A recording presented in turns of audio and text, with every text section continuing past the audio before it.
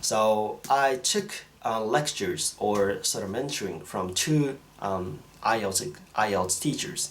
The first teacher is a well-known IELTS teacher called Ryan, who is a Canadian IELTS teacher.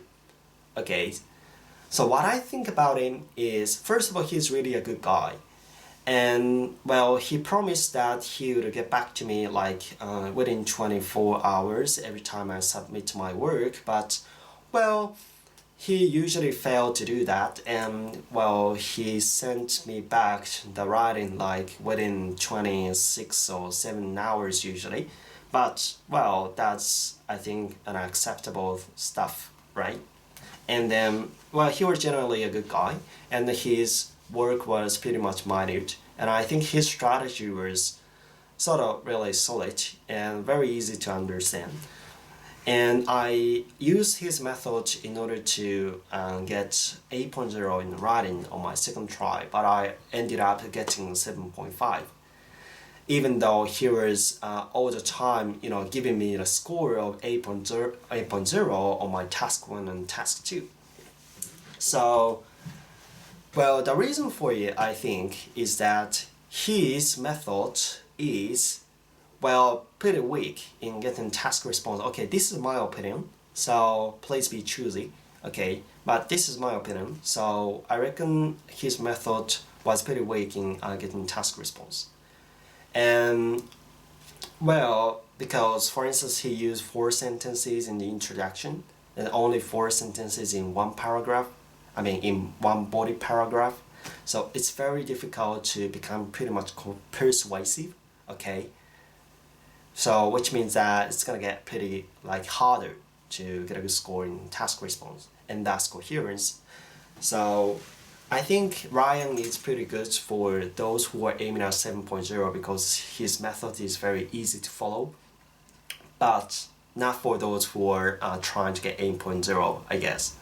Well, he is not a past examiner, right? He has actually never experienced as an examiner. Okay, he's never, for instance, got any, for instance, lectures from Cambridge or things like that in order to become qualified as an IELTS examiner. So, well, I think that's one of the factors to consider as well.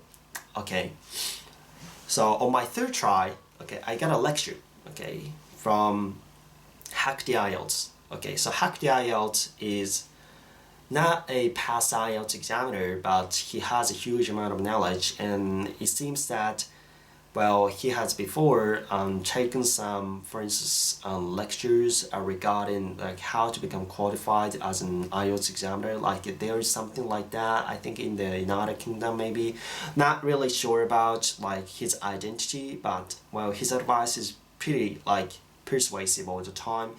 And well, he often says that, well, there are some secrets in terms of the IELTS examination, like how many mistakes you can make in writing or speaking or things like that. And well, I think they are to some extent true in my opinion. Okay, and well, I practiced using his method for only 1 week, but I got 7.5, which was exactly the same score as what I got from Ryan. But I spent 1.5 months, okay, using Ryan's method, and he suddenly appeared on Facebook, and then well, he sort of started tempting me to sort of follow a different method, so I decided to use both methods, but I ended up getting a good score.